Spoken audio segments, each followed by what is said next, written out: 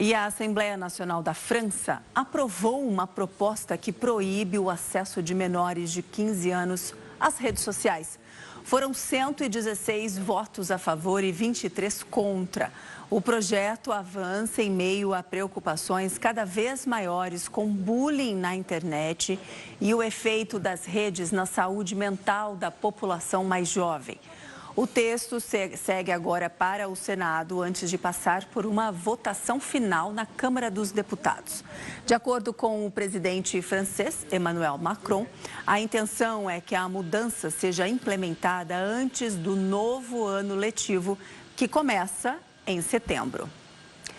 E essa tendência tem se tornado comum em outros países. A gente já viu, né? Na Austrália, primeiro país a banir diversas plataformas para menores de 16 anos, a mudança entrou em vigor em dezembro.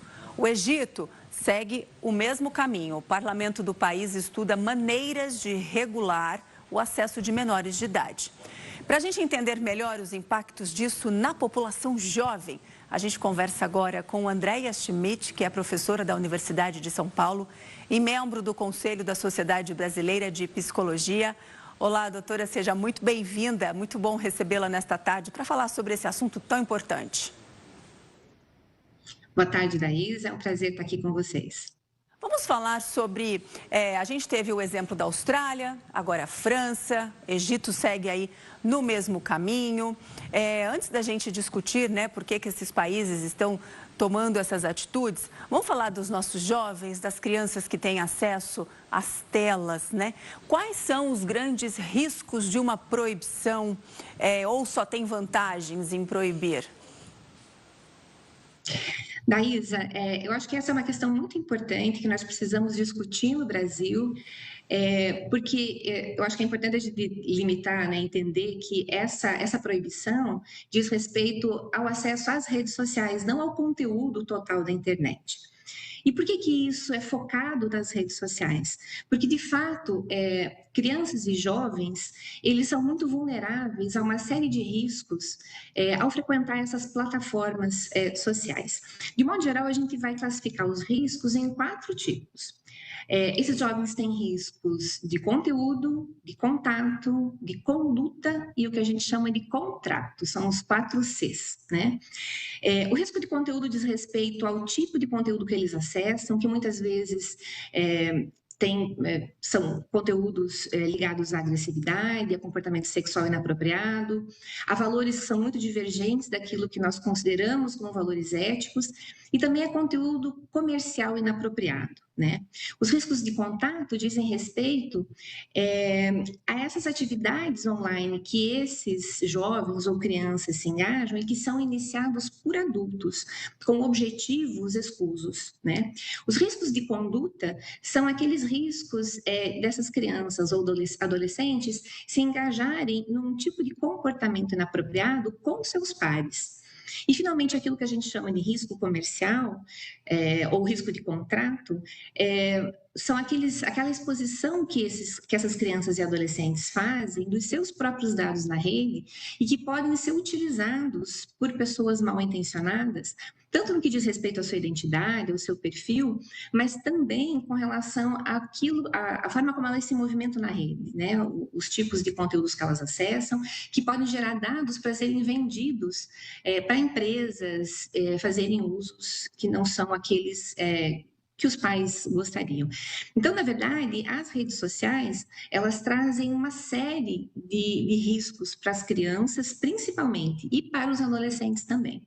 Além, é claro, de tudo aquilo que pode acontecer em termos de saúde mental, né? O próprio presidente Macron, quando foi falar sobre essa lei, ele falou algo que é muito importante, né? E especialmente relacionado aos adolescentes, que as redes sociais são plataformas em que esses adolescentes se comparam muito e que muitas vezes eles se engajam em comportamentos de discussão, em discursos de ódio, ou são aliciados de uma forma inapropriada por grupos, e nem sempre esses jovens têm preparo ou senso crítico para entender os riscos aos quais eles estão realmente correndo.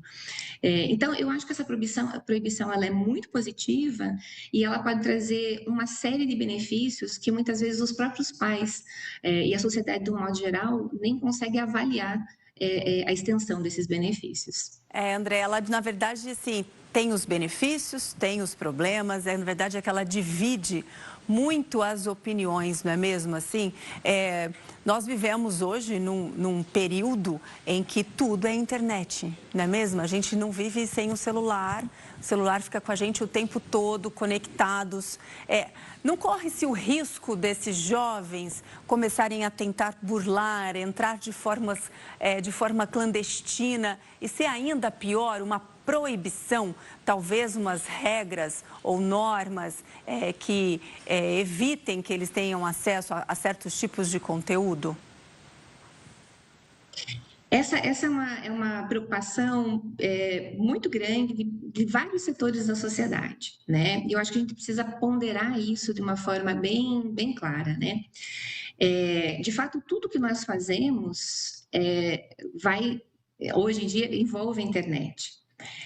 Mas eu acho que a proibição ela é muito focalizada nesses ambientes da internet em que esses jovens, essas crianças vão ter contato com outras pessoas e se expor de uma forma que elas ainda não têm conhecimento de como se proteger, né? Vai haver o risco de burlar a lei? Sim. Isso aconteceu, por exemplo, na Austrália, né? Existem várias tentativas de burlar a lei. Mas eu entendo que a questão não é simplesmente proibir, mas é importante que a nossa sociedade ela discuta de uma forma muito mais aberta e muito mais clara esses riscos, né? O que nós temos visto em várias pesquisas é que, por exemplo, os pais ou responsáveis, eles nem sabem de verdade quais são os riscos aos quais os seus filhos são expostos. E porque não sabem os riscos, eles tendem a fazer uma monitoria muito pequena ou não monitorar a forma como esses jovens e essas crianças se movimentam nessas plataformas, nessas redes sociais, né? Então, eu acho que a proibição, ela é uma medida que tem como objetivo barrar uma situação para a qual a gente não tem tido competência de gerenciar. Mas, ao mesmo tempo em que essa proibição ocorre, é muito importante que a sociedade como um todo discuta esses riscos, que são riscos de fato muito graves, para que os próprios pais tenham mais condições de entendê-los e de fazer monitorias, né, de monitorar de uma forma mais efetiva esses conteúdos que os seus filhos acessam. Né? Então, eu acho que a proibição é parte, né, de uma solução de curto prazo, mas num horizonte mais amplo, o que de verdade nós precisamos é da conscientização da sociedade sobre esses riscos e de educar as pessoas para usar de forma mais crítica e mais segura essas plataformas sociais. Exatamente, porque assim, eles ficam, né, as crianças, os jovens, eles ficam conectados às vezes por horas. E é praticamente impossível os pais terem controle completo do que chega ali na mão das crianças, na mão dos jovens, porque um vídeo puxa outro e nunca se sabe. Vamos falar aqui no Brasil, né? A gente tem, assim, a Austrália proibiu, a França está caminhando, o Egito segue nesse caminho, mas por enquanto aqui no Brasil a gente não fala muito sobre isso. Então, assim, hoje, quais são as suas dicas que você dá para os pais? Como fazer esse monitoramento? Como ficar de olho? Como perceber algum tipo de comportamento, de mudança de comportamento do filho, que pode ser uma influência do que ele está assistindo e recebendo ali o conteúdo do celular? Quais são as suas orientações, Andréa, por favor? A orientação das sociedades de pediatria e da Organização Mundial da Saúde, elas são muito claras em relação às crianças pequenas, né? Crianças até 2 anos de idade não deveriam ter nenhum tempo de tela. porque essa é uma fase crítica do desenvolvimento em que a criança precisa muito do contato com os seus pais, com os seus cuidadores, com seus familiares, para que ela possa desenvolver vários marcos importantes, como a linguagem, a autorregulação e outros marcos do desenvolvimento, né? Dos 2 até os 5 anos de idade, as sociedades elas recomendam que as crianças tenham acesso a no máximo 1 hora por dia de qualquer tipo de tela, né? Ou celular, ou tablet, ou TV, mas que esse contato seja um contato de conteúdo. Então, a primeira dica que eu dou são para os pais de crianças pequenas. Reduzam ao máximo o tempo de tela das crianças e que esse tempo que elas passem nas telas seja um tempo de qualidade, ou seja, que os pais possam escolher conteúdos que sejam educativos, que sejam conteúdos que vão promover algum tipo de aprendizagem para as crianças, mas principalmente que os pais estejam junto com as crianças quando esses conteúdos estiverem sendo consumidos, né?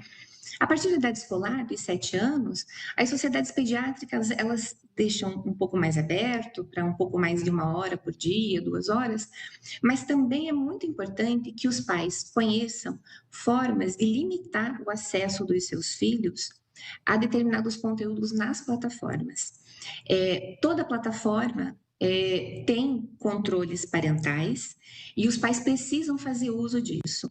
Mas é também muito importante que os pais façam um controle restritivo, ou seja, que determinem regras claras sobre qual é o tempo que a criança pode estar no celular. E é muito importante que os pais possam ter acesso aos conteúdos que essas crianças estão acessando. São muitos casos que nós temos conhecimento de crianças que começam a ser abordadas por adultos que se fazem passar por crianças nas redes sociais, por exemplo, em jogos, em plataformas de jogos, ou em plataformas em que existe a possibilidade de comunicação, né? Então, como é que os pais podem saber se isso está acontecendo?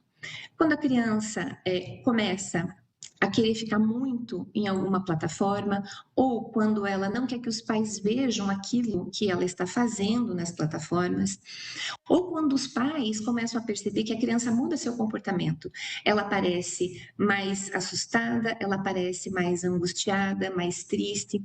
Esse é um sinal muito importante para os pais, porque isso diz que essa criança possivelmente está ou tendo algum risco de contato, ou seja, ela está tendo contato com pessoas que de alguma forma a estão pressionando a fazer alguma coisa, ou estão cometendo bullying contra ela.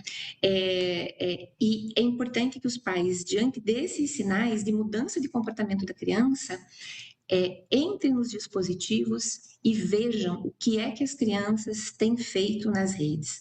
Eles podem acessar os históricos de conversa, eles podem monitorar os sites que as crianças frequentam, e isto é um dever importante dos pais para proteger os seus filhos. André, você falou aí das plataformas de jogos. Recentemente, né, a gente viu aí que tem uma plataforma, tem um jogo muito famoso que colocou algumas restrições, restringindo inclusive o chat, não é mesmo? Está colocando verificação de idade, facial. Você acha que essas medidas são válidas e são medidas para proteger ou vai além, ou não precisaria de tudo isso porque é só um jogo, ou tem riscos sérios e graves ali?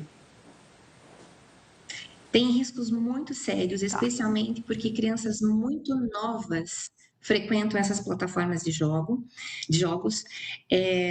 Elas entram na plataforma para jogar. Elas encontram, tem muitos chats, algumas plataformas usam chat de voz, ou seja, essas crianças elas conversam, elas não precisam nem digitar, elas conversam com pessoas, e não é possível para essas crianças discernir se são crianças da sua idade ou se são crianças mais velhas. Existem vários relatos de crianças que são abordadas por adultos nessas plataformas, que fazem propostas, que prometem dinheiro para que elas assumam determinadas condutas, e isso de fato é muito perigoso. Especialmente crianças pequenas, a gente vê crianças de 5 anos, de 6 anos frequentando essas plataformas de jogos, e uma criança nessa idade não tem discernimento para conseguir se proteger de forma adequada de determinadas propostas que podem parecer muito amistosas num primeiro momento, mas que podem se transformar ou em extorsões ou em pedidos de conteúdo sexual, que são muito perigosos para as crianças.